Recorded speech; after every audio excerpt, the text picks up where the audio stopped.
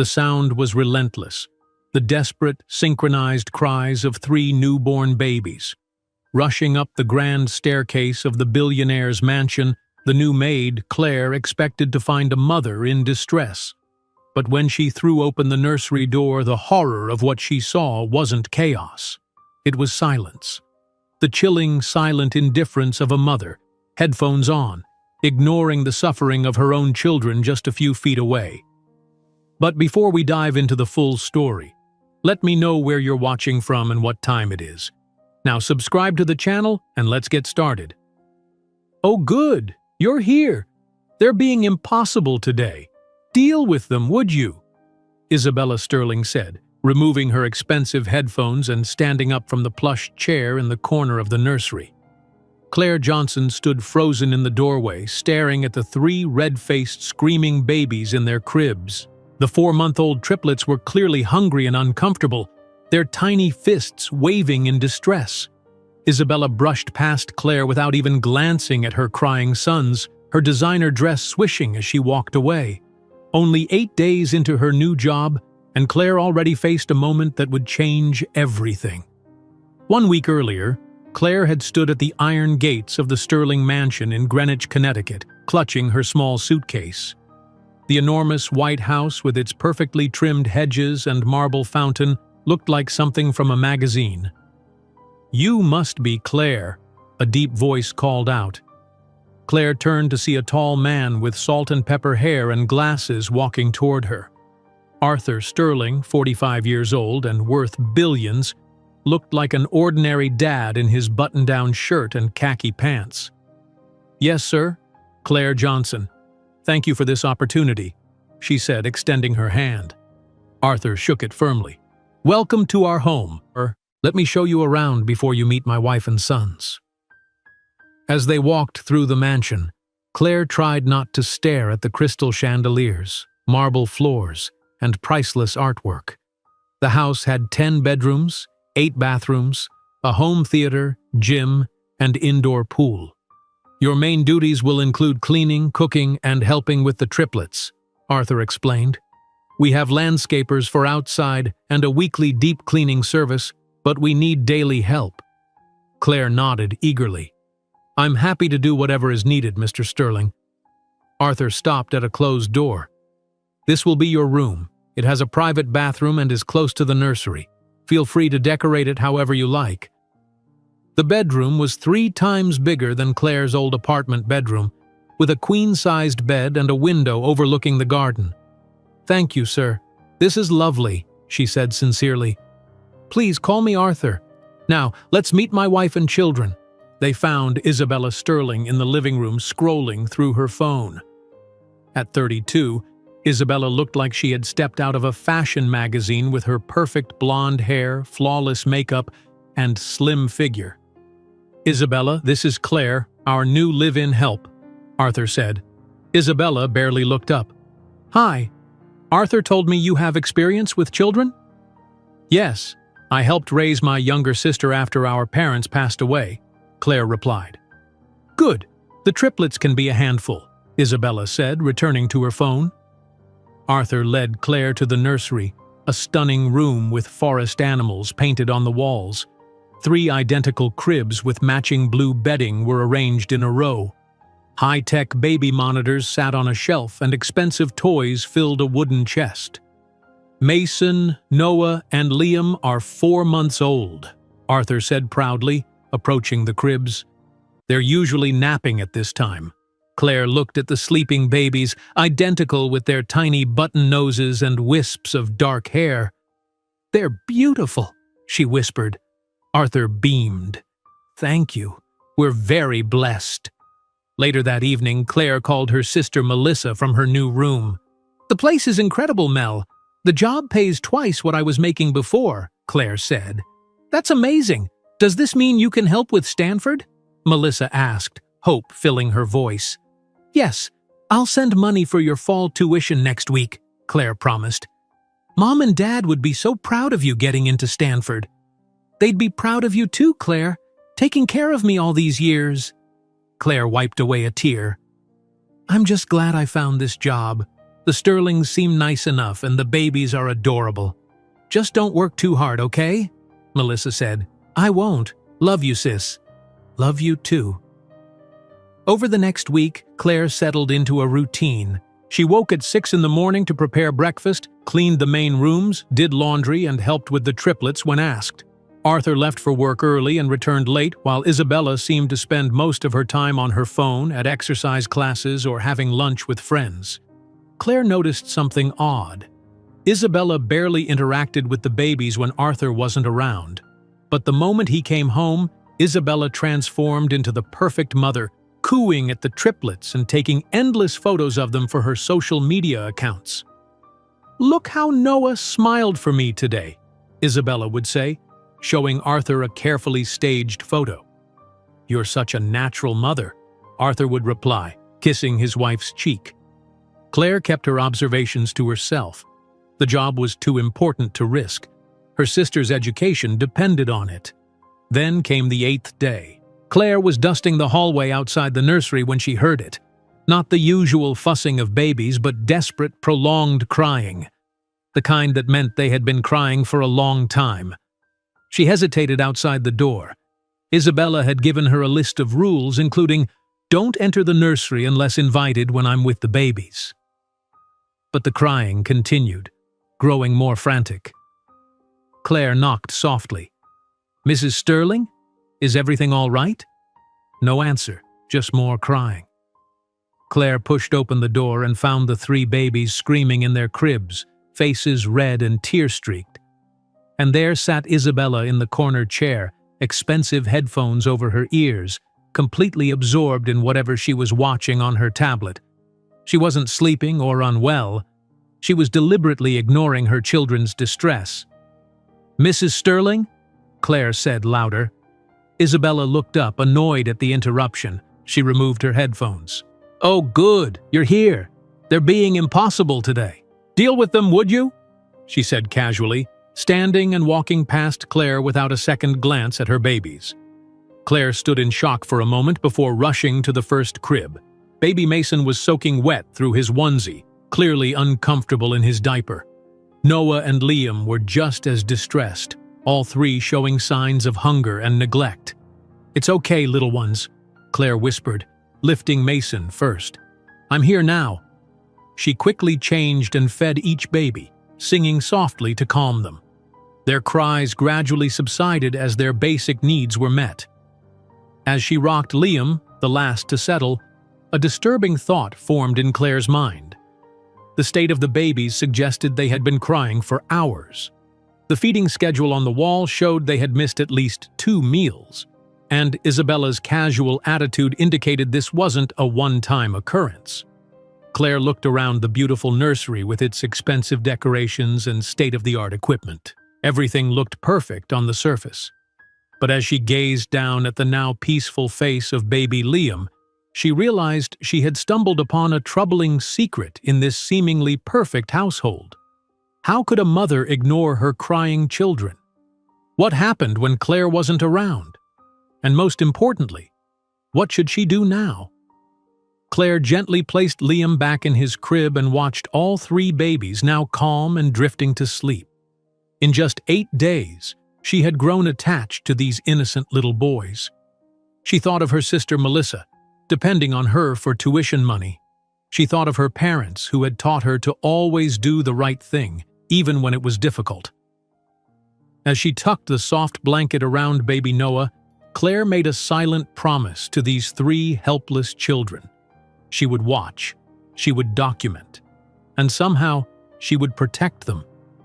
Claire gently placed Liam back in his crib and watched all 3 babies, now calm and drifting to sleep. They looked peaceful now, but her mind kept replaying what she had just witnessed. Isabella had deliberately ignored her own crying children. With a deep breath, Claire straightened the soft blue blankets one last time and quietly left the nursery. That night, Claire could barely sleep. She picked up her phone and called her friend Michelle. "I don't know what to do," Claire whispered, sitting on the edge of her bed. The babies were crying so hard, and she was just sitting there with headphones on, watching videos. "Are you serious?" Michelle asked. "That's really messed up." "I know, but I can't just quit. Melissa is counting on me for her tuition money." "What about telling the father, Arthur, right?" Claire sighed. "He's barely home. And would he even believe me over his wife?" "Document everything," Michelle advised. "Write down dates, times, what you see, just in case." The next morning, Claire woke up early. She couldn't stop thinking about the triplets. What if they had been crying all night? She quickly dressed and went to the nursery 30 minutes before her shift officially started. When she opened the door, her heart sank. All 3 babies were awake and fussing. Their bottles from the night before sat untouched on the table. Their diapers were soaked through. "Oh, sweethearts," Claire murmured, rushing to pick up Mason first. "I'm so sorry." She changed and fed each baby, talking softly to them the whole time. "Let's get you all clean and fed. There we go. That's better, isn't it?"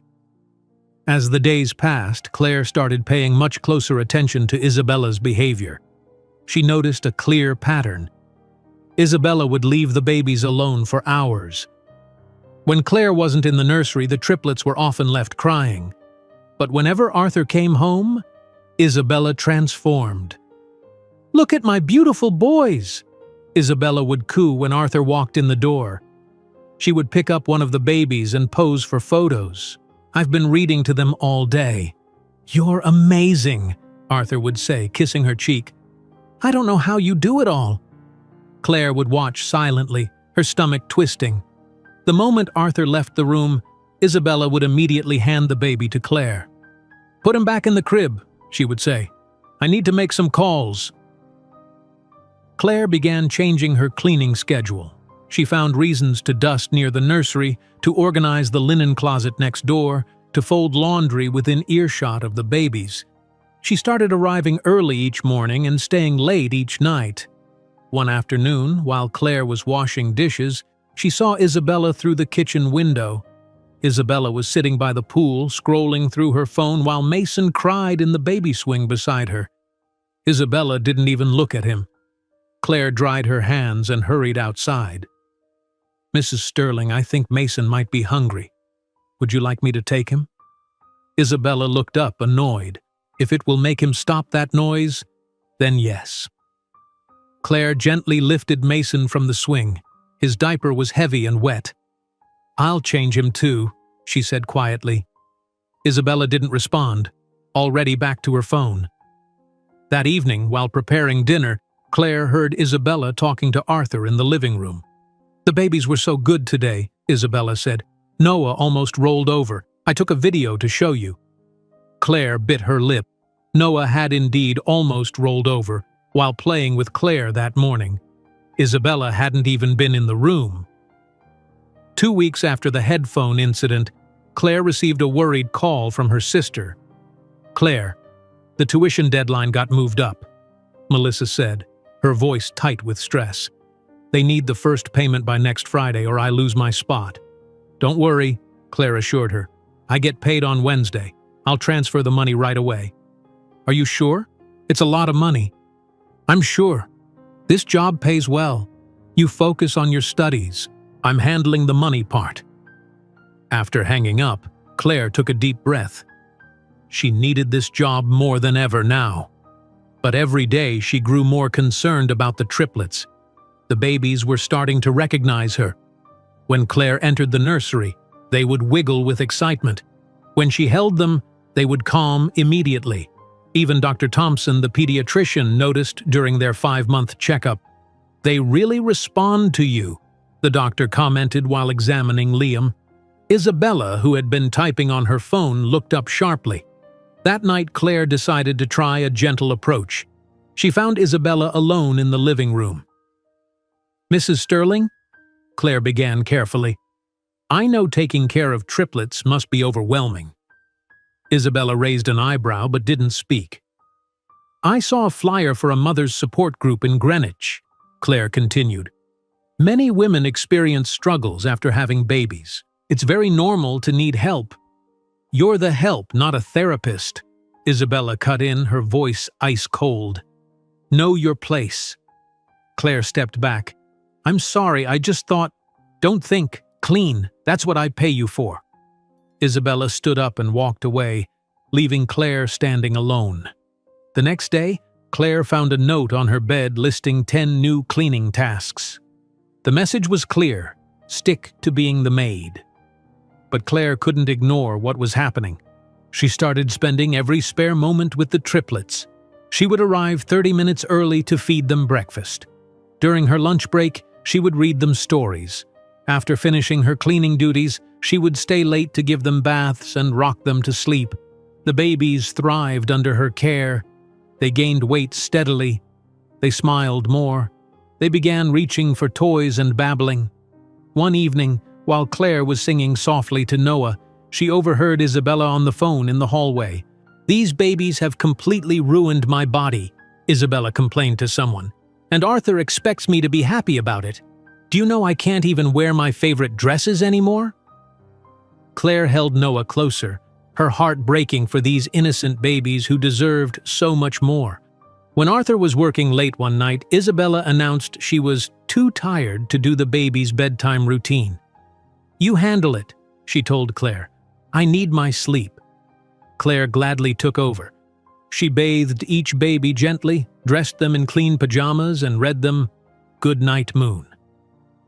She sang lullabies until their eyes grew heavy. "Sweet dreams, little ones," she whispered, turning on the star-shaped night light. As she tucked the last baby into his crib, Claire felt someone watching her. She turned to find Isabella standing in the doorway, observing her with cold, calculating eyes. The look on Isabella's face made Claire's blood run cold. It wasn't just annoyance or dismissal this time. There was something darker there. Jealousy, suspicion, threat.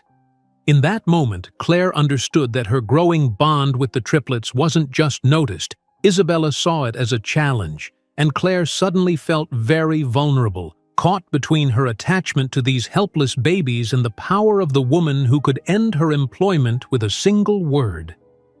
The way Isabella watched her, eyes narrowed and lips tightly pressed together, sent a clear message. This was no longer just about neglect. This was now a silent battle for these children, and Isabella was not going to surrender without a fight. Isabella's cold stare lingered in Claire's mind as she returned to her room that night. The message was clear. Isabella saw her as a threat. Claire sat at her small desk and pulled out a notebook from her drawer. She opened to the first clean page and began to write. Day 22. Isabella left the babies alone from 9 in the morning until 12:30 in the afternoon. Mason's diaper had not been changed since last night. Noah and Liam were hungry when I found them. Claire wrote down everything she could remember from the past 3 weeks. Times when the babies were left crying, missed feedings, moments when Isabella actively ignored them. She was creating a record, a timeline of neglect that no one could dismiss as a misunderstanding. The next morning, Claire arrived at the nursery early. The triplets were awake but quiet, their eyes following her as she moved around the room. "Good morning, sweet boys," Claire said softly. "Let's get you ready for a wonderful day." She changed their diapers and dressed them in clean clothes. Then she took colored index cards from her pocket and taped them to the wall. "Look at this," she said to the babies. "A feeding schedule just for you 3. 6 feedings each day every 3 hours. Tummy time at 10 in the morning and 2 in the afternoon. Bath time at 6 in the evening." Claire knew the babies couldn't understand her words, but the routine would help them feel secure. And maybe, just maybe, Isabella would follow it too. Later that morning, Claire brought the babies into the living room and laid a soft blanket on the floor. "Time to practice our rolling," she said, placing Mason on his stomach. "This will help your muscles get stronger." She gently helped each baby practice tummy time, talking to them constantly. "You're doing so well, Noah. Look at you holding your head up. And Liam, you're almost rolling over." From the doorway, Isabella watched with narrowed eyes. "What are you doing?" she asked. Claire looked up. "Just some tummy time. It helps with their development." "Development?" They're babies. They'll develop just fine without all this extra attention. Actually, the pediatrician recommends daily tummy time, Claire said carefully. It helps strengthen their neck and shoulder muscles. Isabella crossed her arms. Don't get too attached to them. It's not professional. After she walked away, Claire continued working with the babies, but she made a mental note in her journal about Isabella's reaction. The next day was the triplets' 6-month checkup with Dr. Thompson. Isabella had originally planned to cancel it, claiming she was too busy, but Claire had respectfully suggested they shouldn't miss it. These regular checkups are important for tracking their growth, she had said. Isabella had rolled her eyes but agreed to go.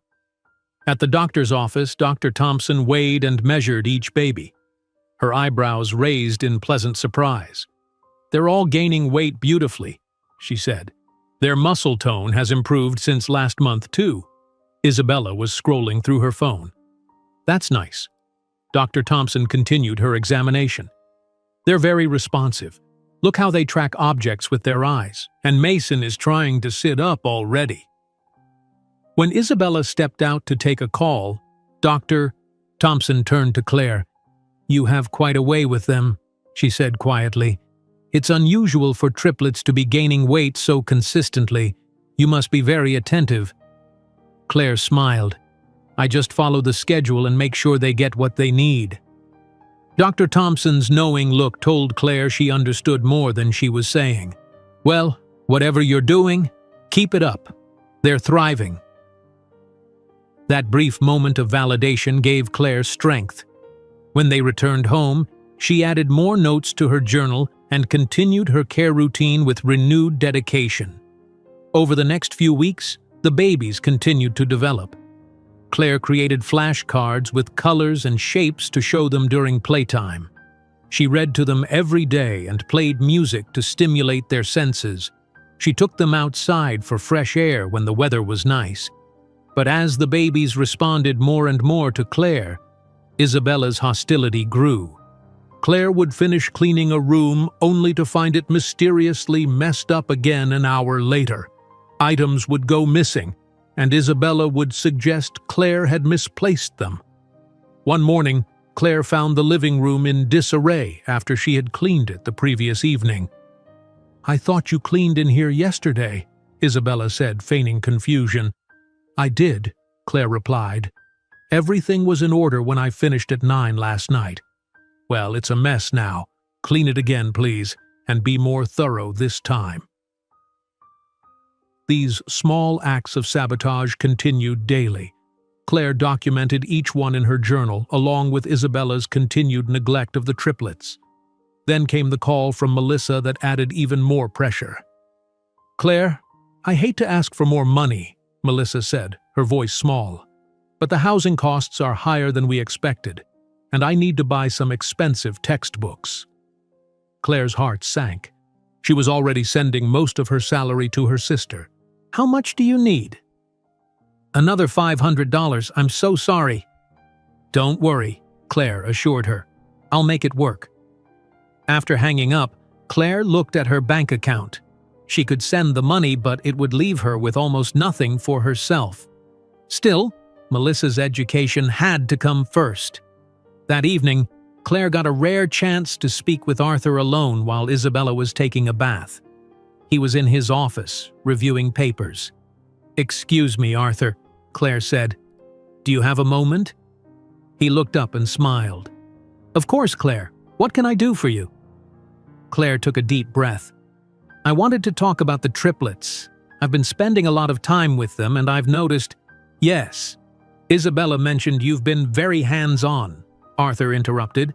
We appreciate your dedication. In fact, I think you deserve a raise. Claire blinked in surprise. Thank you, but that's not why I… Let's say an extra $200 per month, Arthur continued. You're thorough in your work, and the babies clearly respond well to you. He completely misunderstood. Claire wanted to tell him about Isabella's neglect, not get more money, but the mention of a raise made her think of Melissa's needs. Thank you, she said finally. That's very generous. Arthur nodded and returned to his papers, the conversation clearly over in his mind. That night, as Claire updated her journal, she heard Isabella's voice in the hallway. She was on the phone, speaking loudly enough that her words carried through Claire's door. "The maid thinks she's their mother," Isabella said with a laugh. "It's pathetic. Arthur will fire her soon enough." There was a pause. "No, Vanessa, I'm serious. She acts like she knows better than me how to raise my own children. She's overstepping constantly." Another pause. "Don't worry. I have a plan. Arthur always takes my side. He won't choose the help over his wife." Claire's hand trembled as she wrote down every word in her journal. Isabella wasn't just annoyed. She was actively plotting to get Claire fired. And if that happened, what would become of the triplets? Who would make sure they were fed and changed and loved? What would happen to Melissa's education? Claire closed her journal and stared at the wall. She needed to protect these babies. She needed to keep her job. But how could she do both when Isabella held all the power? The answer came to her slowly as she sat in the quiet of her room. If words weren't enough, perhaps she needed something more. Something no one could deny or dismiss. Evidence. Evidence. That was what Claire needed. But what kind of evidence would be enough to show the truth about Isabella's neglect? Claire spent the night thinking about it, unable to sleep as she considered her options. 6 months had passed since Claire started working at the Sterling mansion. She had become an expert at caring for the triplets while staying out of Isabella's way. But lately, Isabella's behavior had become more than just cold. It was becoming dangerous. One Monday morning, Claire was making breakfast when Arthur called her into the master bedroom. His face was serious. "Claire, Isabella can't find her diamond earrings," he said. "The ones I gave her for our anniversary." "I haven't seen them, sir," Claire answered honestly. "I dusted the jewelry box yesterday, but I didn't touch anything inside." Isabella stepped out of the walk-in closet, her eyes narrow. "Well, they didn't just disappear." "I'm sure they'll turn up," Arthur said calmly. "Claire, would you mind helping us look?" Claire nodded and began searching the bedroom. She checked under furniture and between cushions. Then she returned to her own room to change into her work clothes. As she pulled back her covers, Claire froze. There, sitting on her sheet, were Isabella's diamond earrings. "I found them!" Isabella's voice came from the doorway. She walked into Claire's room without permission. "They were in your bed! How strange!" Claire's heart pounded. "Mrs. Sterling, I didn't take these. I would never—" "Arthur!" Isabella called out. "Come see where I found my earrings!" Arthur appeared in the doorway, his expression confused. "Claire, is this true?" "No, sir," Claire said firmly. "I never took those earrings. I've never stolen anything in my life." Arthur looked between the two women, clearly uncomfortable. "Perhaps there's been a misunderstanding. Isabella, you have your earrings back now. Let's not make accusations without proof." Isabella's smile was cold. "Of course, darling. Just a misunderstanding." But Claire knew it wasn't. Isabella had planted those earrings to make her look like a thief. The next day, Claire found baby Liam crying in his crib. When she picked him up and changed his diaper, she was horrified. His skin was bright red and blistered, a severe diaper rash that could only come from being left in a wet diaper for many hours. "Oh, Liam," Claire whispered, gently cleaning the raw skin. "This must hurt so much." She applied diaper cream carefully and used the softest cloth diapers instead of disposable ones. She documented the rash with notes in her journal, writing down the time and date. When Isabella returned from her yoga class, Claire approached her cautiously. "Mrs. Sterling, Liam has a very bad diaper rash. I've applied some cream, but he might need to see Dr. Thompson if it doesn't improve."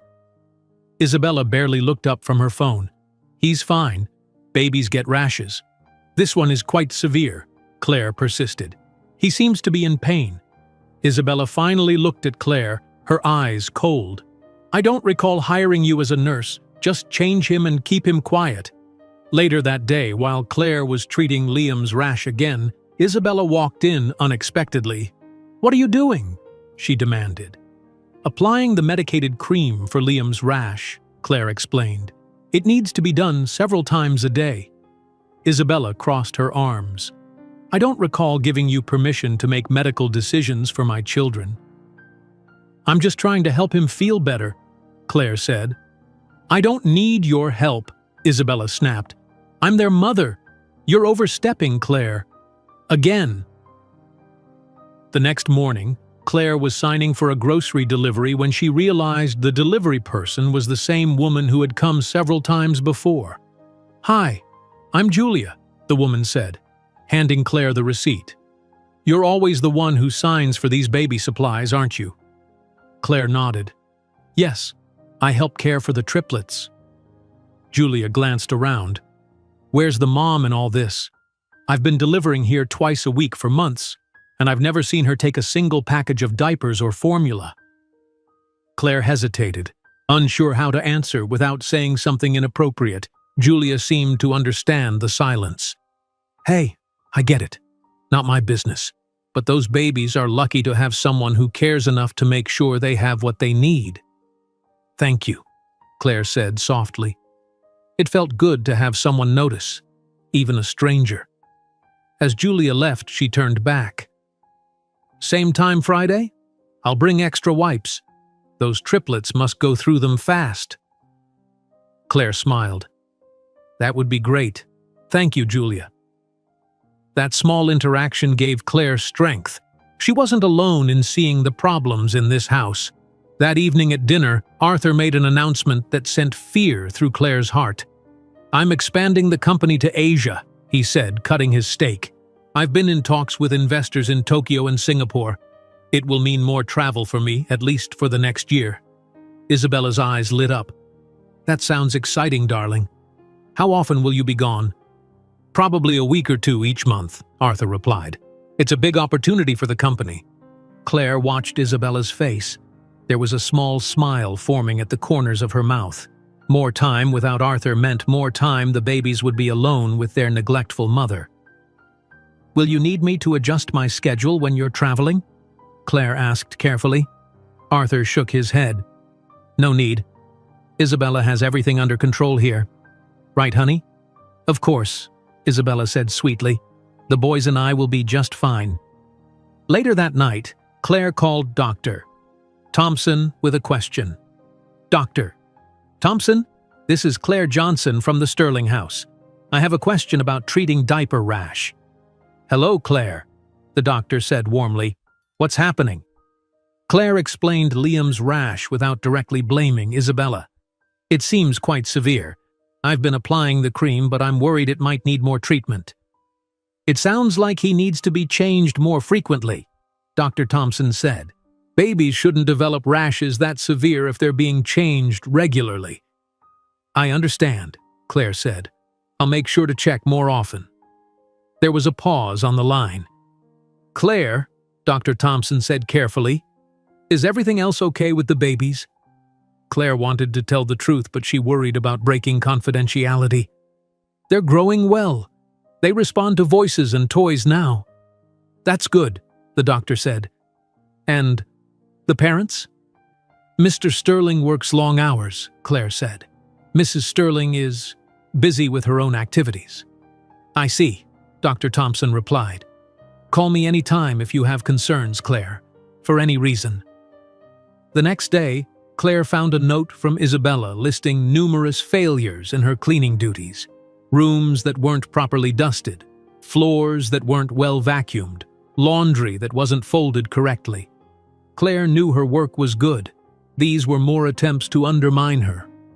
That afternoon, Arthur called Claire into his office. His face was serious. "Claire, Isabella has expressed some concerns about your work lately," he began. "She says you've been neglecting your cleaning duties and interfering with the children. This is your warning." Claire felt her heart sink. "Sir, I've been very careful to complete all my duties." "Isabella says you're spending too much time with the triplets and not enough time on the housework," Arthur continued. She also feels you're overstepping with the babies, making decisions that should be hers to make. I'm just trying to help, Claire said quietly. Arthur sighed. I know you mean well, but Isabella is their mother. Please focus more on your assigned duties from now on. Yes, sir, Claire replied, her mind racing. That night, alone in her room, Claire sat on her bed with her laptop open. On the screen was a website selling hidden cameras. One model caught her eye, a digital photo frame with a camera built in. It could record for hours and store the video on a memory card. Claire's finger hovered over the purchase button. Using a hidden camera felt wrong, possibly even illegal. But what choice did she have? No one would believe her word against Isabella's. She needed proof of what was happening when she wasn't around. With a deep breath, Claire clicked purchase. The camera would arrive in 2 days. As she closed her laptop, Claire knew she was crossing a line. But watching innocent babies suffer while doing nothing would be crossing a far worse one. 2 days later, a small package arrived at the Sterling mansion. Claire signed for it quickly and took it to her room before anyone could ask questions. Her hands trembled slightly as she opened the box containing the digital photo frame. This has to work, she whispered to herself as she read the instructions.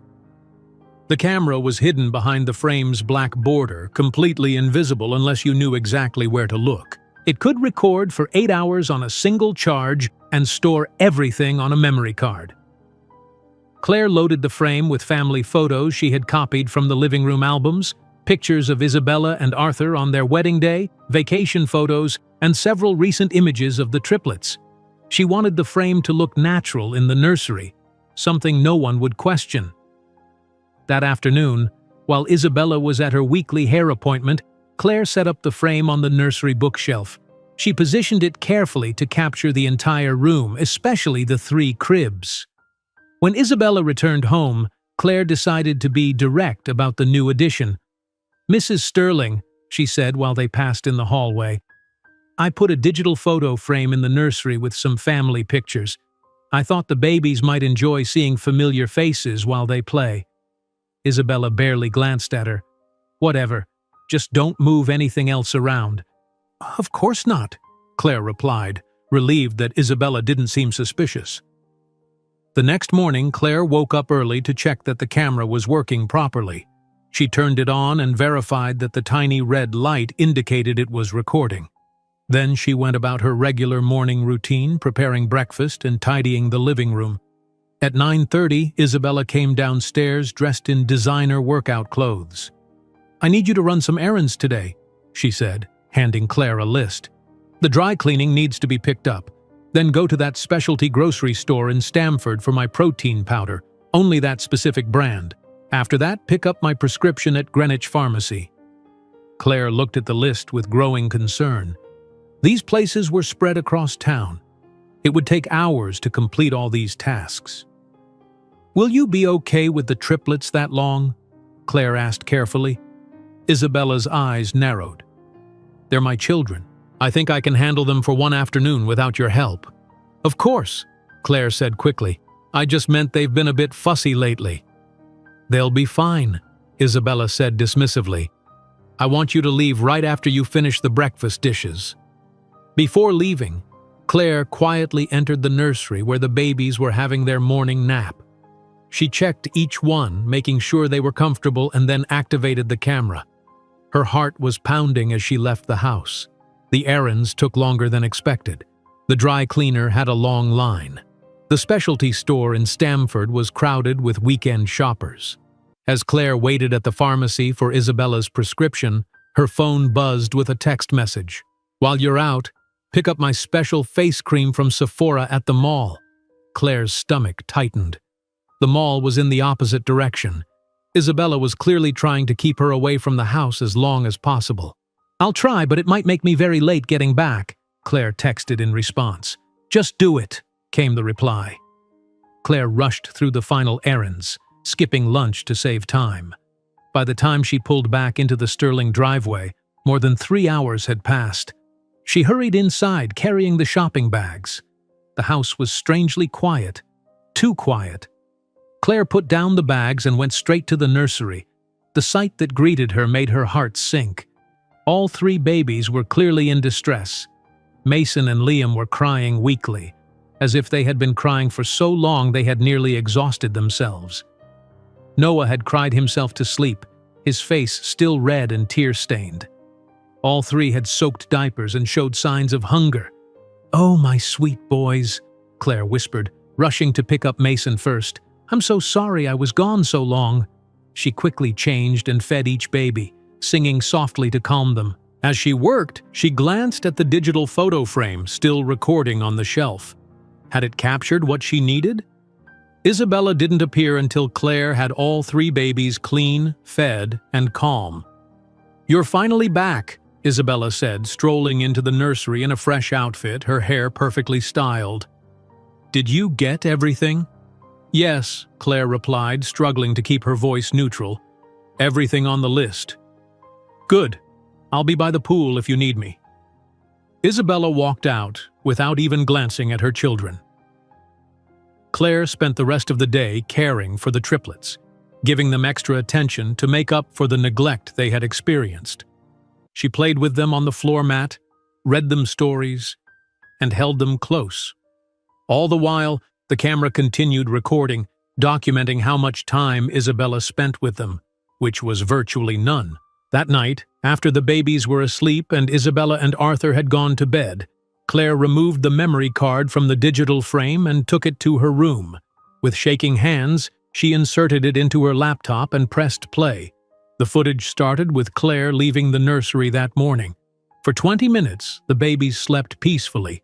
Then Noah woke up and began to fuss. His cries soon woke his brothers. All 3 began crying, their little faces turning red with effort. No one came. 10 minutes passed, 20, 30. Finally, after 45 minutes of continuous crying, Isabella entered the room. Claire leaned forward, watching intently. Instead of picking up the babies or checking their diapers, Isabella took out her phone. She posed next to the cribs, taking selfies with the crying babies in the background. She adjusted her hair, tried different angles, and snapped several photos. "Perfect for my busy mom post," Isabella muttered as she reviewed the pictures. Then, without touching any of the babies, she started to leave. Noah's cries grew louder. Isabella turned back and looked directly at him. "God, can't you just shut up for 5 minutes?" she snapped before walking out and closing the door behind her. Claire covered her mouth in shock. The footage continued, showing the babies crying alone for another hour before they began to tire. Then, another hour of weak cries and whimpers. Isabella never returned. The next part of the video showed Claire coming back and immediately tending to the babies. The contrast was stark and undeniable. Claire watched the entire 3 hours of footage, saving copies to her laptop and to a USB drive that she hid in her wallet. This was the evidence she needed, proof that Isabella was neglecting her children. But what should she do with it? Going to Arthur was risky. Would he believe video evidence over his wife? Would he fire Claire for secretly recording in his home? What would happen to the triplets if Claire was removed from their lives? And what about Melissa's tuition? Claire stared at the frozen image on her screen. 3 helpless babies crying in an empty room. The choice was becoming clear. Doing nothing was no longer an option. Claire continued collecting video evidence over the next week. Each day confirmed what she already knew. Isabella spent almost no time with her babies. The digital photo frame recorded Isabella entering the nursery only to take photos for social media or to quickly check that the babies were still alive before leaving again. The longest she stayed was 3 minutes. Claire kept all the videos organized by date on her laptop. She wasn't sure what she would do with them yet, but having proof made her feel less helpless. One morning, while giving the triplets their breakfast, Claire noticed something wrong with Liam. He wasn't eating well, and his skin felt unusually warm to the touch. "Let me check your temperature, little one," Claire murmured, reaching for the baby thermometer. The digital display read 101.3 degrees. Claire frowned with worry. That was definitely a fever. She found Isabella in her bathroom, applying makeup. "Mrs. Sterling, Liam has a fever of 101.3, Claire said. "I think he might be getting sick."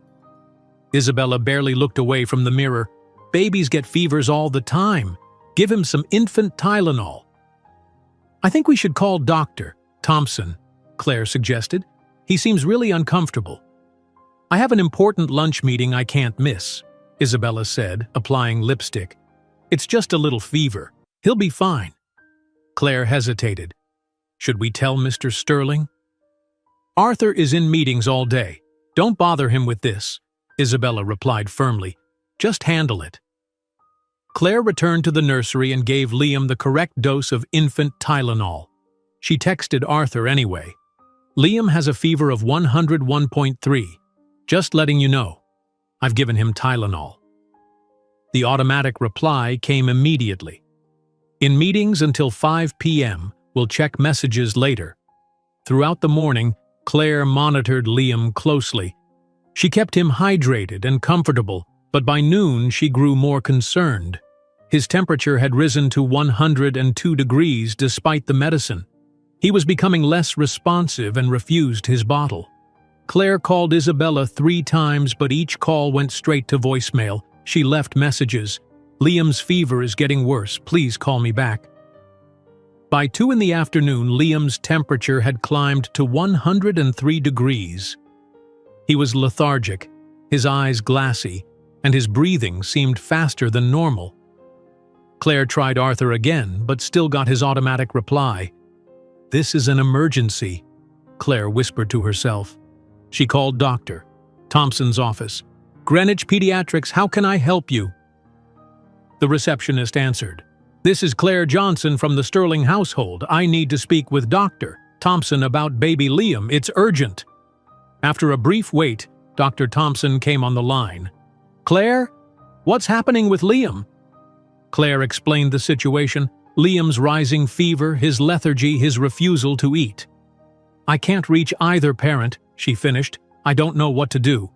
"Bring him to Greenwich Hospital emergency room right now," Dr. Thompson said firmly.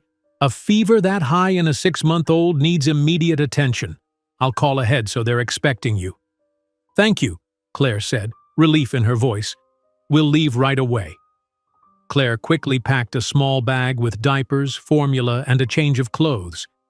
She wrote notes for both Isabella and Arthur explaining where she was taking Liam and why. Then she carefully secured Liam in his car seat and drove to Greenwich Hospital. At the emergency room, a nurse named Kelly met them at the entrance. "You must be Claire with baby Liam," she said. "Dr. Thompson called. We'll take you straight back." They were led to a treatment room where Dr. James Wilson, the attending physician, was waiting. He was a tall man with kind eyes and a serious expression. "Let's have a look at this little guy," he said, gently examining Liam. "How long has he had the fever?" "I noticed it this morning around 8, Claire explained. "It started at 101.3 but has gone up to 103 despite the Tylenol." Dr. Wilson frowned. "Has he been eating or drinking?" "He refused his last 2 bottles, Claire said. "I've been giving him small amounts of water with a dropper." Dr. Wilson continued his examination. "His ears are very red and inflamed, severe ear infection in both ears. He's also dehydrated." He looked at Claire with concern. "Why wasn't he brought in sooner? A baby this young with a fever this high is always urgent." Claire hesitated, unsure how to answer without implicating Isabella. I noticed the fever this morning and tried to contact his parents. His mother knew about the fever but had an appointment. His father is in meetings all day." Dr. Wilson's expression showed he understood there was more to the story. "We need to start IV fluids immediately and begin antibiotics. I'm admitting him for at least 24 hours. As nurses began treatment, a hospital administrator appeared in the doorway. "We've contacted the parents," she said. "The mother is on her way. We haven't reached the father yet." Claire stayed by Liam's side as they started the IV. She sang softly to him, trying to keep him calm as the nurses worked. Within 30 minutes, Isabella burst into the room. "What is going on here?" she demanded, looking around wildly. "Why did you bring him to the hospital without my permission?" Dr. Wilson stepped forward. "Mrs. Sterling, I'm Dr. Wilson. Your son has a severe double ear infection and is significantly dehydrated. His temperature reached 103 degrees, which is dangerous for an infant." Isabella turned to Claire. "You overreacted. You should have waited for me to come home." "Mrs. Sterling," Dr. Wilson said firmly, "your son needed immediate medical attention. Had Ms. Johnson waited any longer, the infection could have spread and caused more serious complications." Isabella's face flushed. "Well, I wasn't informed properly. I'm his mother. I should have been the one to make this decision." "According to our records," Dr. Wilson said, checking his tablet, "you were called 3 times, and the calls went to voicemail." Isabella's eyes narrowed.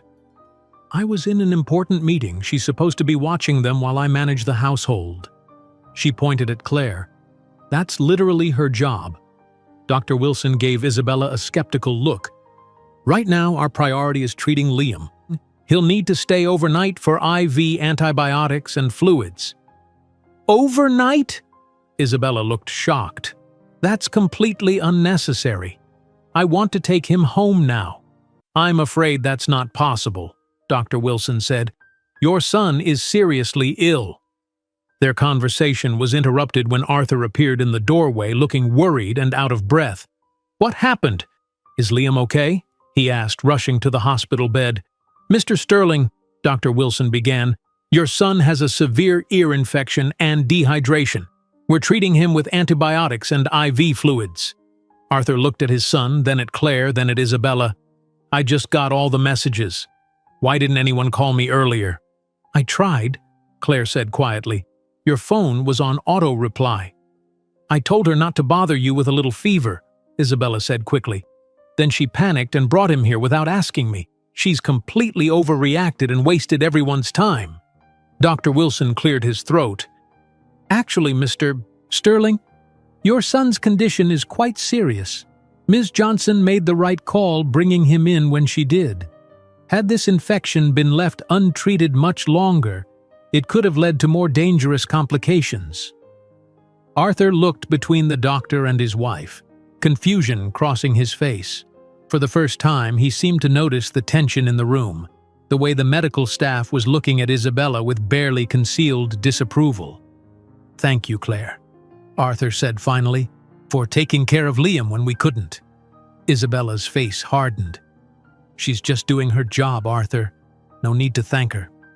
As they continued discussing Liam's treatment, Claire stood back, watching the scene unfold. The doctor clearly didn't believe Isabella's version of events. Arthur seemed confused by the conflicting stories, and in the middle of it all was little Liam, finally getting the care he needed. Something had shifted. For the first time, Isabella's perfect mother facade was cracking in front of others.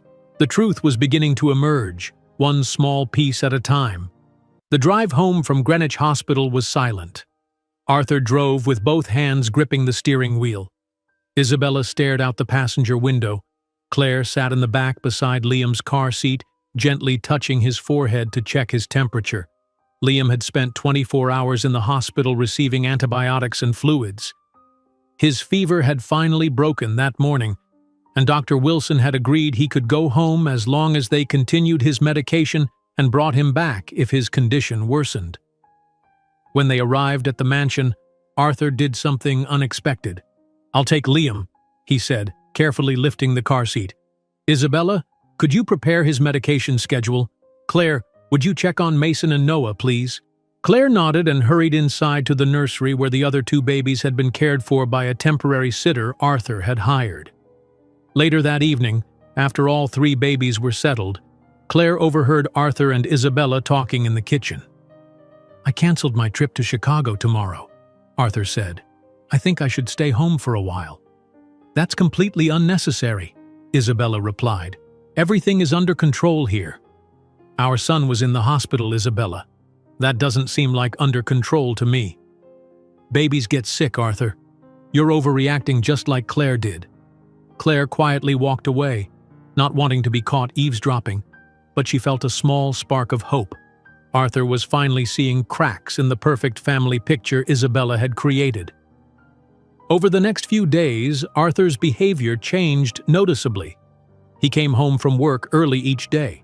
He asked detailed questions about the triplets' schedules, feedings, and development. He even spent time in the nursery, playing with the babies on the floor mat. One afternoon, Arthur approached Claire while she was folding laundry. "Claire, how long have the boys been able to sit up like that?" he asked. "Mason started about 2 weeks ago," Claire replied. "Noah and Liam just figured it out this week." Arthur nodded thoughtfully. "And their eating schedule?" Isabella mentioned they're on solid foods now.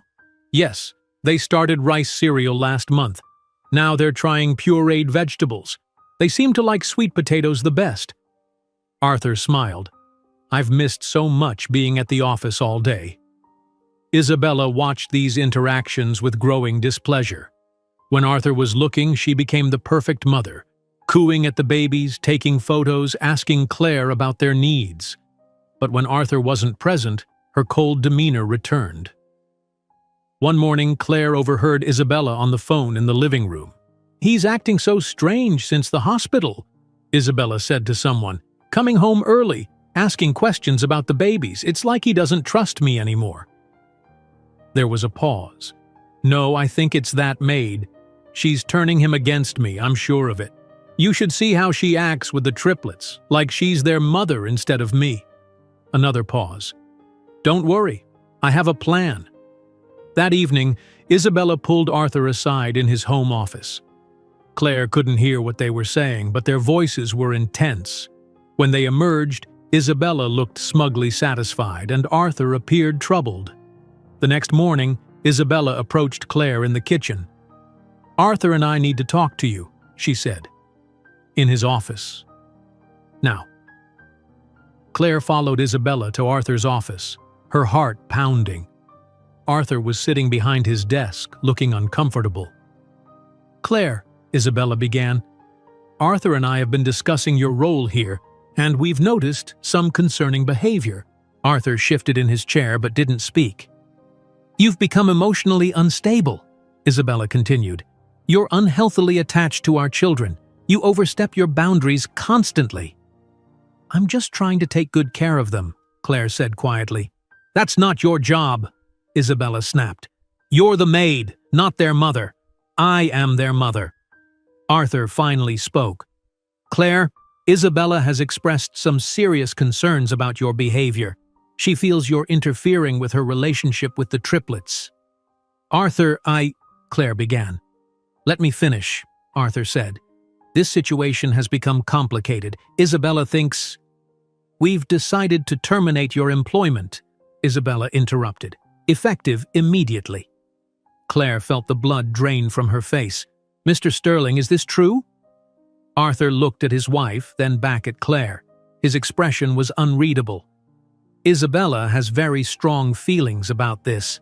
I want you out by the end of the day," Isabella said triumphantly. "Pack your things. I'll have your final paycheck ready before you leave." Claire looked at Arthur, hoping he would contradict his wife, but he remained silent, avoiding her gaze. Without another word, Claire left the office and went to her room to pack. Her hands trembled as she folded her clothes and placed them in her suitcase. This couldn't be happening. What would happen to the triplets without her? What would happen to Melissa's education? She picked up her phone to call her sister, but stopped. What would she tell her? That she'd lost the job that was paying for Melissa's dream education at Stanford. Claire looked at her laptop, which contained all the video evidence she had collected. Should she show it to Arthur before leaving? Would he even look at it? Or would Isabella prevent him from seeing it? She made a decision. She had to try for the triplets' sake. She copied all the videos onto a USB drive and put it in her pocket. By late afternoon, Claire had packed everything. She went to the nursery to say goodbye to the babies while Isabella was taking a shower. Tears streamed down her face as she kissed each tiny forehead. "I'm so sorry," she whispered. "I tried to protect you." With a heavy heart, Claire carried her suitcase downstairs. She was about to call a taxi when the front door opened and Arthur walked in. He was home hours earlier than expected. His eyebrows rose in surprise when he saw Claire with her suitcase. "Claire, are you going somewhere?" Claire blinked in confusion. I'm leaving. Isabella said I was fired." Arthur's face darkened. "She what?" "This morning, in your office, she said you both decided to terminate my employment." "I never agreed to that," Arthur said firmly. "We discussed her concerns, but I never agreed to fire you." Claire stood frozen, her suitcase handle still in her grip. She said it was effective immediately, that I had to be out by the end of the day. Arthur ran a hand through his hair in frustration. "Put your suitcase down, Claire. You're not going anywhere until we sort this out." Just then, Isabella appeared at the top of the stairs. Her face paled when she saw Arthur. "Arthur, you're home early." "Yes, I am. And I just found Claire about to leave. She says you fired her. With my approval." Isabella descended the stairs slowly. "I thought we agreed this morning." "We did not agree," Arthur interrupted. "I said I would think about your concerns. I never said I would fire Claire." Isabella's face hardened. "She needs to go, Arthur. She's overstepping. She thinks she's their mother." "She saved Liam's life," Arthur countered, "while you were at your important lunch meeting." Isabella's eyes flashed with anger. "Are you taking the maid's side over your wife's?" Claire watched this exchange in silence, the USB drive heavy in her pocket. This was her moment, perhaps her only chance. "Arthur," she said quietly, "there's something you need to see." Both Arthur and Isabella turned to look at her. "What are you talking about?" Isabella demanded. Claire took a deep breath. "I can show you why I've been so concerned about the triplets, if you'll give me 5 minutes of your time." "This is ridiculous," Isabella huffed. "Don't listen to her, Arthur." But Arthur was already nodding. "Show me, Claire." They went to Arthur's home office. Claire connected the USB drive to his computer while Isabella stood in the doorway, arms crossed. "I started recording the nursery after I noticed a pattern of neglect," Claire explained. "I know it was wrong to record without permission, but I didn't know how else to protect the babies." "This is an invasion of privacy," Isabella protested. "Let's see what she has," Arthur said firmly. Claire played the first video. It showed Isabella entering the nursery while all 3 babies were crying. She took selfies with them, then left without picking them up or checking their diapers. The babies continued crying for over an hour with no one coming to help them. Arthur's face grew increasingly pale as Claire showed more clips. Isabella ignoring hungry babies. Isabella telling Mason to stop being so needy. Isabella spending less than 5 minutes in the nursery during an entire 8-hour period. The most damning clip showed Isabella standing over Noah's crib.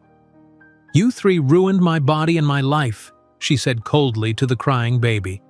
"The least you could do is stop crying." Arthur sat completely still, his face ashen. He didn't speak for several long moments after the last video ended. "My God," he finally whispered, "what has been happening in my own home?" Arthur stared at the computer screen, his hands gripping the edge of his desk. The evidence was undeniable. His wife had been neglecting their children for months while presenting a perfect image whenever he was around. "Can you please check on the triplets?" Arthur asked Claire, his voice barely above a whisper. "I need a moment." Claire nodded and quietly left the office. Isabella remained in the doorway, her face a mixture of anger and fear. "Arthur, I can explain," she began. "Not now," he said, holding up his hand. "I need to process what I just saw." Isabella backed away, leaving Arthur alone with his thoughts. Claire found the triplets awake in their cribs, babbling happily. She changed them, fed them, and played with them, trying to keep them distracted from the tension filling the house. An hour later, Isabella's car pulled into the driveway. She had left briefly, perhaps to clear her head. Arthur was waiting for her in the entryway. "My office. Now," he said firmly. Claire could hear their voices from the nursery where she was reading to the babies. The conversation started calmly enough, but soon escalated. "These videos are fake!" Isabella's voice rose. "She edited them to make me look bad." "I watched you ignore our crying children," Arthur responded, his voice growing louder. "I heard what you said to Noah. How could you tell our baby that he ruined your life?" "You don't understand what it's like to be stuck here all day with 3 screaming babies," Isabella shouted. "You're always at work." Claire sang softly to the triplets, trying to shield them from the argument downstairs. The shouting continued to escalate. "If you were struggling, you should have said something," Arthur yelled. "We could have hired more help. Instead, you lied and pretended to be the perfect mother while neglecting our sons." "I never wanted children," Isabella screamed, her voice echoing through the mansion. "Not 1, and certainly not 3. But you were so excited about becoming a father." There was a moment of silence after this confession. "Then why did you agree to have them?" Arthur asked, his voice lower but still audible. "Because I thought it would make you happy.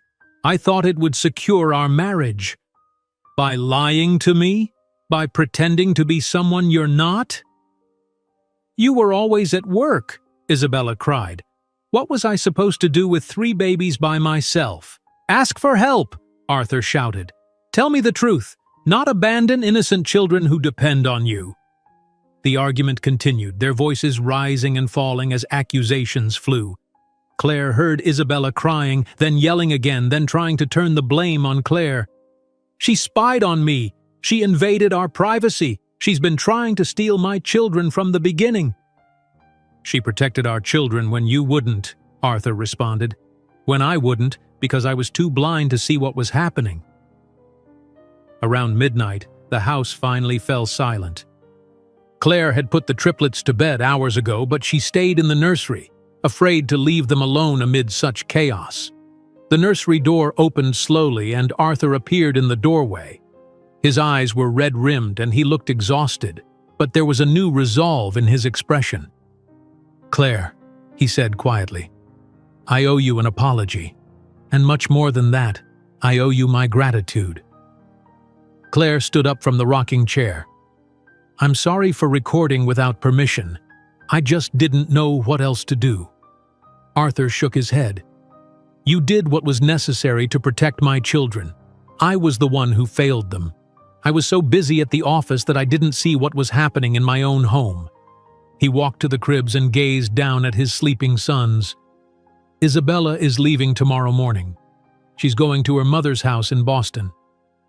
Claire wasn't sure how to respond. "I'm sorry things turned out this way."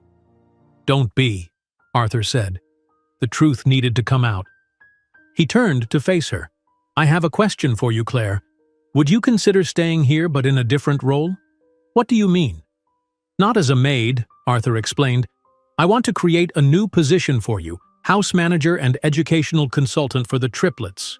You would oversee their care and early education, with a salary that would easily cover your sister's tuition. You know them better than anyone, including me." Claire was stunned. "Are you serious?" "Completely. These boys need stability now more than ever. They trust you. They respond to you."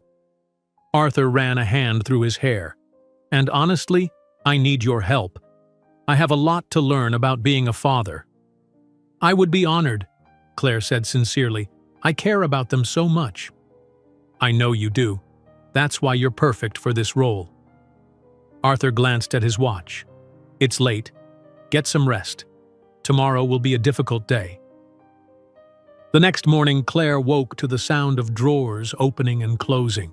When she went downstairs, Isabella was in the front hall with several large suitcases.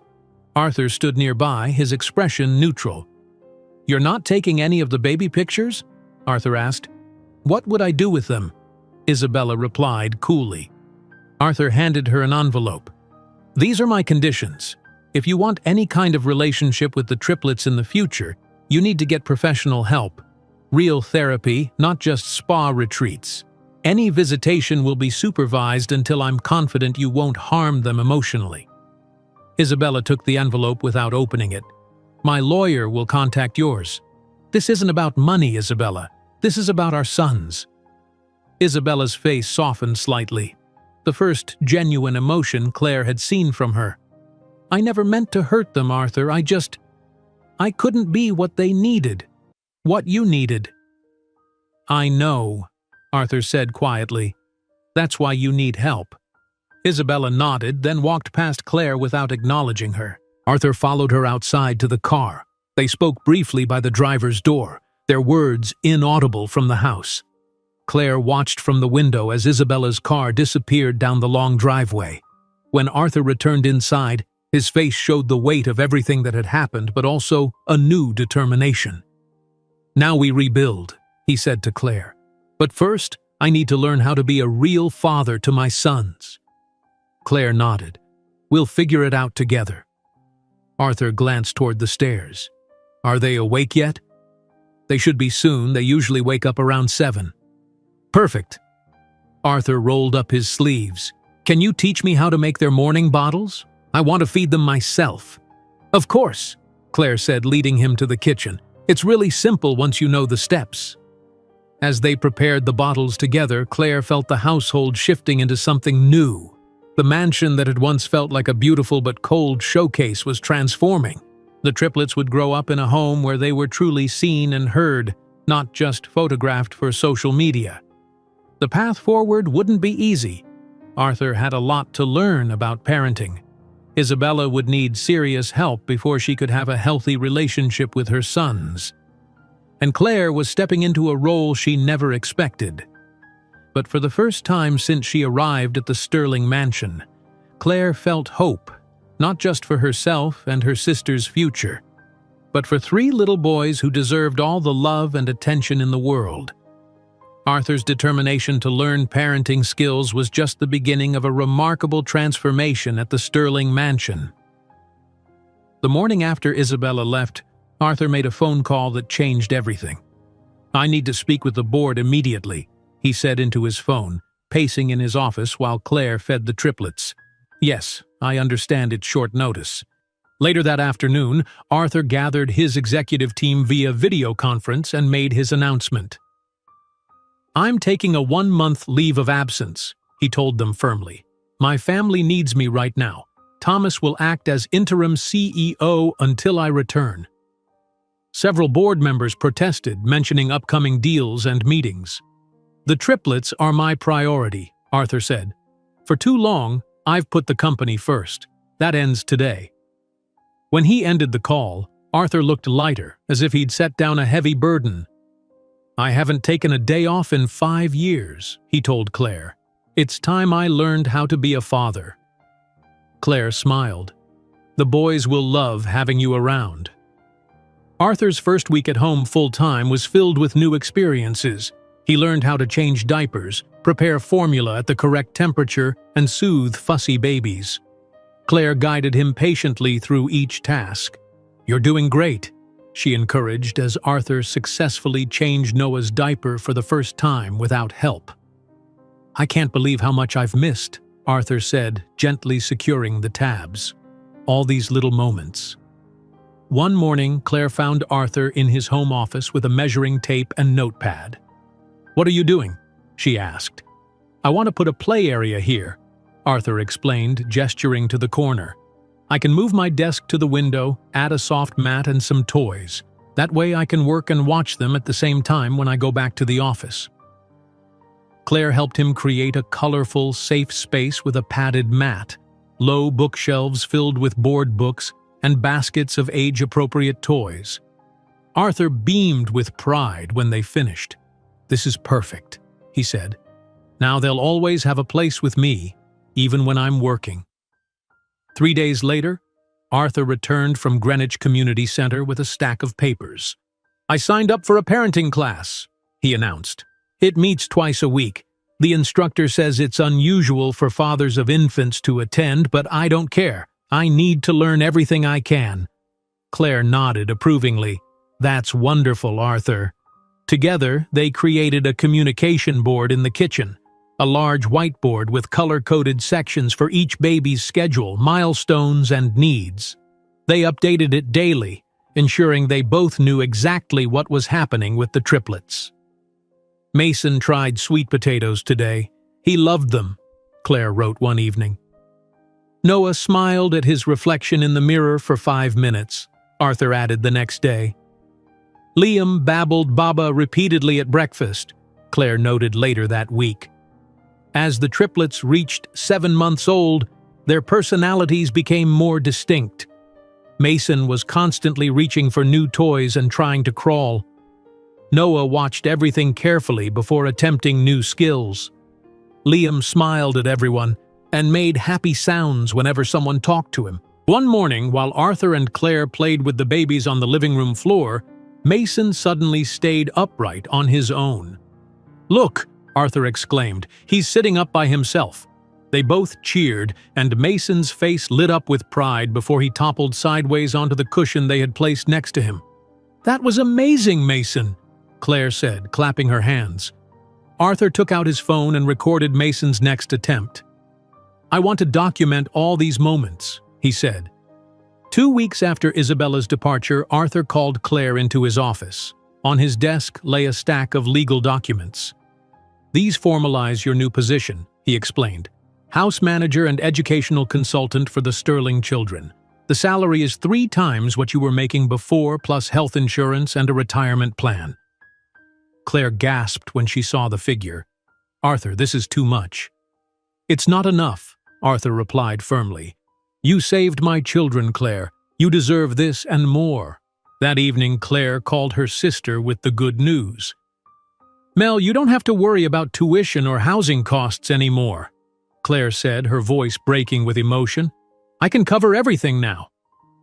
"Are you serious?" Melissa exclaimed. "What happened?" "I got promoted. My new salary it's more than I ever imagined possible." "That's amazing. Are you still taking care of the triplets?" "Yes, but in an official capacity now. Arthur has changed so much, Mel. He's completely dedicated to the babies." "And the wife?" "She's in Boston getting help. It's complicated, but things are so much better now." Dr. Sarah Thompson became a regular visitor to the Sterling home, coming weekly to check on the triplets' development. After one such visit, Arthur invited her to stay for dinner. "Nothing fancy," he said. "Claire made lasagna." "I'd love to," Dr. Thompson replied with a warm smile. During dinner, Claire noticed how easily Arthur and Dr. Thompson conversed. They discussed child development, shared stories from their medical school and business school days, and laughed together genuinely. "Sarah, what do you think about early music education for babies?" Arthur asked.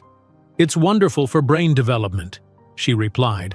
"I know a great program in Greenwich if you're interested." Claire smiled to herself, recognizing the beginning of something more than a professional relationship. Isabella called every day for updates on the triplets. At first, her calls were tense and formal. "Has Liam's ear infection completely cleared?" she would ask. "Yes, he's doing much better," Arthur would reply. "Good. I'll call tomorrow." But as weeks passed, her tone softened. She asked more questions about the baby's development and seemed genuinely interested in the answers. After 6 weeks of intensive therapy, Isabella requested her first visit with the triplets. Arthur was hesitant. "Do you think they're ready?" he asked Claire. "They've barely seen her these past few weeks." "Children are resilient," Claire assured him. "I think a short, positive visit would be good. We'll both be there to support them." The day before Isabella's visit, Claire helped Arthur prepare. "We should have their favorite toys ready," she suggested, "and maybe look at some photos of Isabella with them so they remember her face." "Do you think they'll be upset?" Arthur worried. "They might be shy at first," Claire said honestly. "But we'll help them through it." Isabella arrived at exactly 2 in the afternoon. She looked different, less polished, more natural, with simple clothes and minimal makeup. She seemed nervous, twisting her hands as she entered the house. "Thank you for letting me come," she said to Arthur. "The boys are in the living room," he replied, leading the way.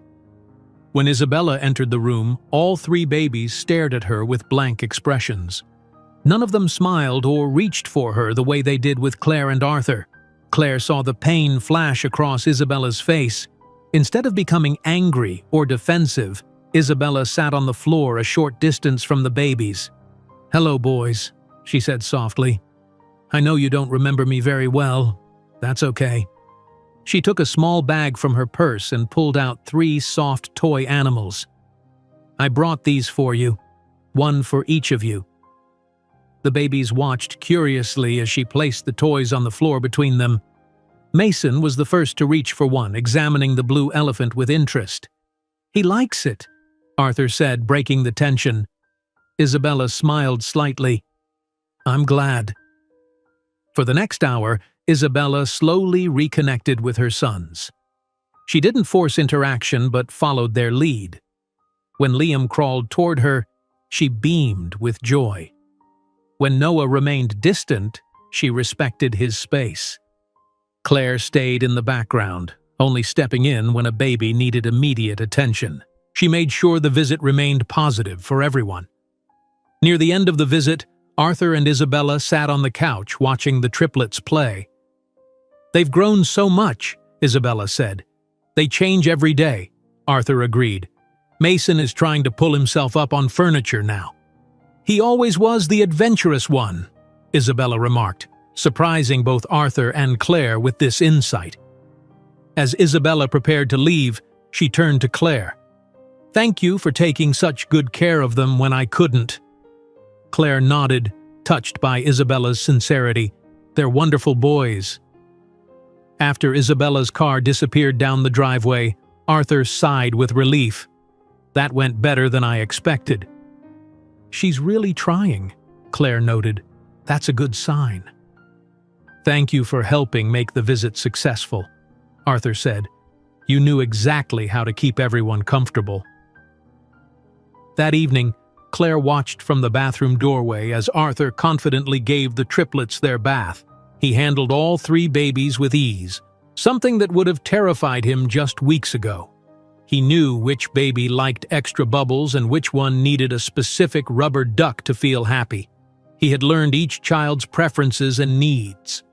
As water splashed and happy baby giggles filled the bathroom, Claire felt a profound sense of contentment.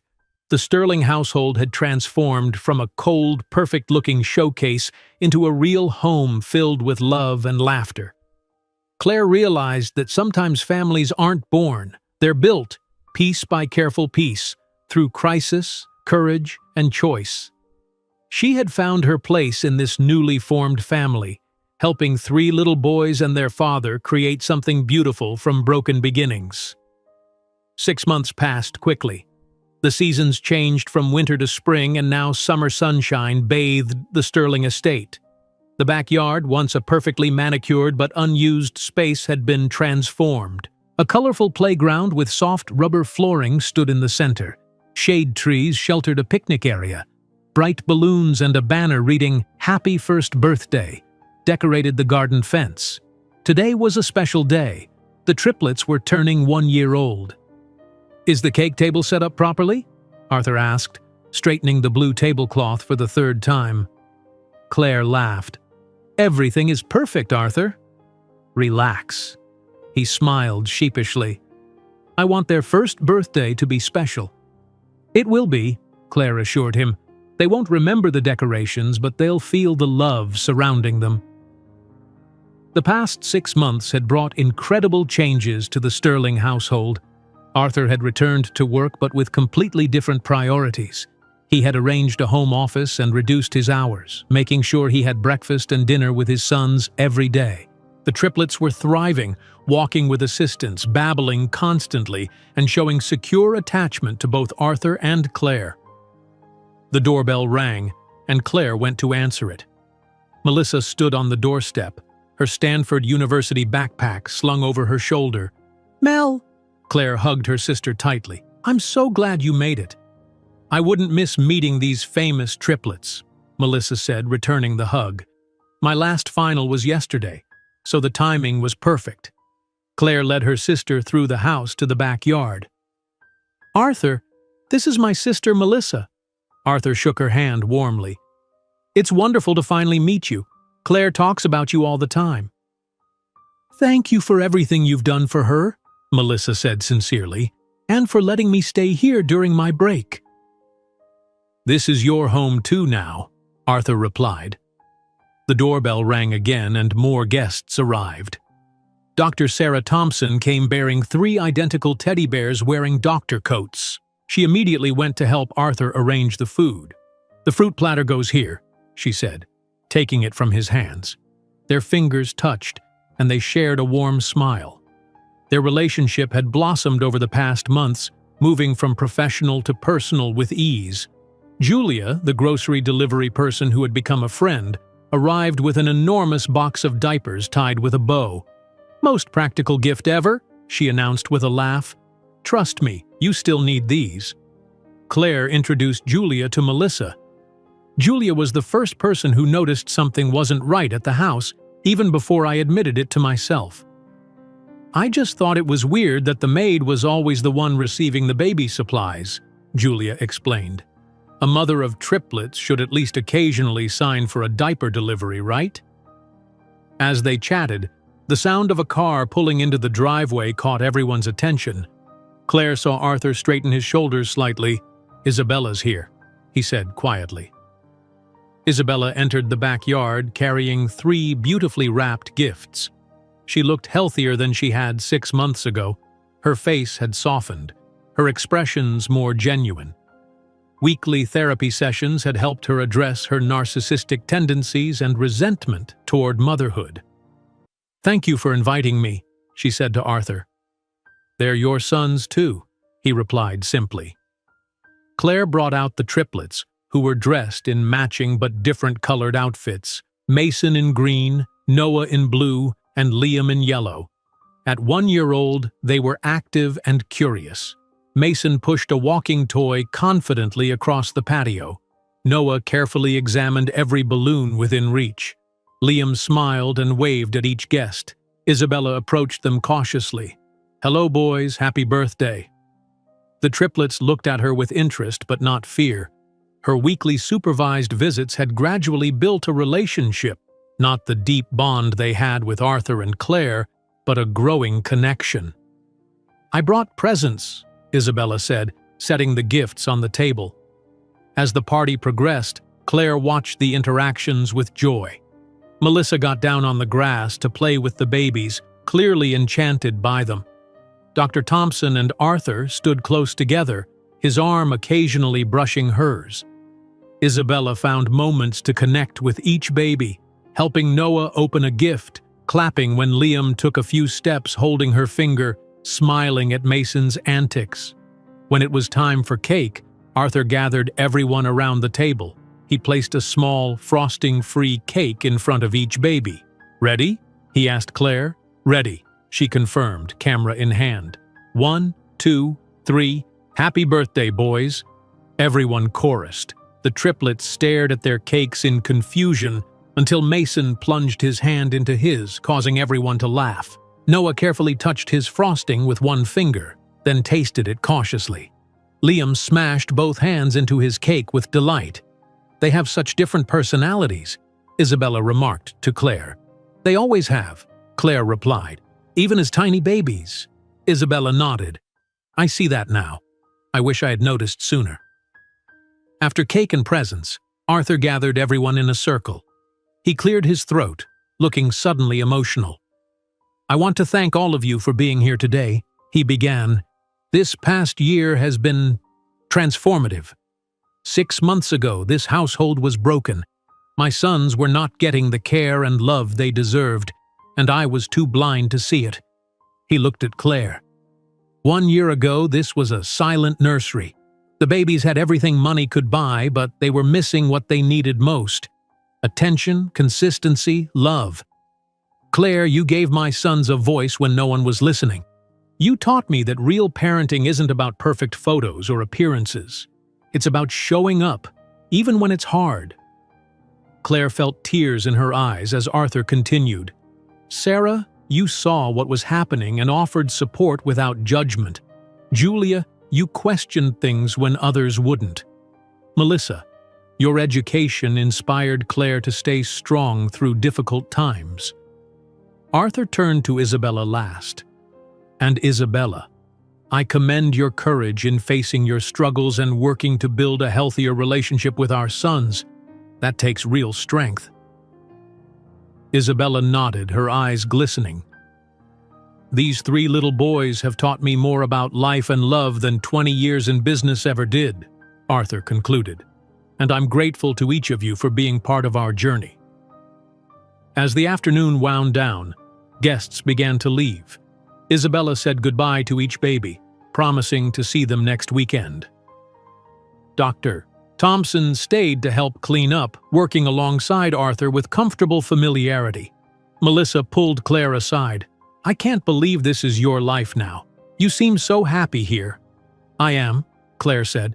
It's not what I expected, but it's exactly where I'm supposed to be. Those babies adore you, Melissa observed. And Arthur clearly thinks you're a miracle worker. I just did what anyone would do, Claire said. No, Melissa shook her head firmly. Not anyone would have risked their job and security for children who weren't theirs. You did something brave, Claire. You always have, ever since you took care of me after Mom and Dad died. That evening, after all the guests had gone, Claire gave the triplets their bath while Arthur and Melissa chatted in the kitchen. The babies were tired but happy, splashing less energetically than usual. Did you have a good birthday? Claire asked them, knowing they couldn't really answer yet. You're so loved, you know that? By so many people. After bath time, Claire dressed them in clean pajamas and brought them to the nursery, a room that had changed dramatically over the past year. The designer showcase had been replaced by a practical, joyful space filled with books, toys, and photographs. The walls, once perfectly painted, now had colorful handprints at baby height. The expensive furniture remained, but now it showed signs of real use: teeth marks on the crib rails, small stains on the carpet, beloved stuffed animals piled in each crib. Claire sat in the rocking chair with all 3 babies somehow fitting in her lap. She opened their favorite bedtime book and began to read. The babies snuggled against her, their eyes growing heavy. When she finished the story, she kissed each small head and placed them in their cribs. Good night, my sweet boys. Happy birthday. Arthur appeared in the doorway. They're out already? Big day, Claire said with a smile. Birthday parties are exhausting. They turned on the star nightlight and quietly left the room. Downstairs, Melissa had made tea for everyone. Join me on the patio? Arthur asked. The sunset is beautiful tonight. The 3 of them sat outside watching the golden light fade over the property. Arthur and Claire shared stories about the triplets' first year, making Melissa laugh with tales of diaper disasters and first foods. As darkness fell, Claire looked at the home behind them. Lights glowing warmly in the windows, toys scattered across the lawn, high chairs visible through the kitchen window. This house, once a cold showcase of wealth, had become a real home filled with laughter, messes, challenges, and most importantly, love. 1 year ago, Claire had arrived at this mansion desperate for a job to support her sister. She never expected to find a family. She never imagined she would help transform 3 lives, and in doing so, transform her own. The triplets would grow up knowing they were valued, not for how they looked in photos or what they achieved, but simply for who they were. They would know the sound of laughter, the comfort of consistent care, and the security of unconditional love. As stars appeared in the evening sky, Claire felt a deep contentment. The journey had been difficult, but some things were worth fighting for. 3 small lives in a once silent nursery had proven that beyond any doubt. If you enjoyed today's video, I'm sure you'll love the next one. Don't waste time. Just click on the screen.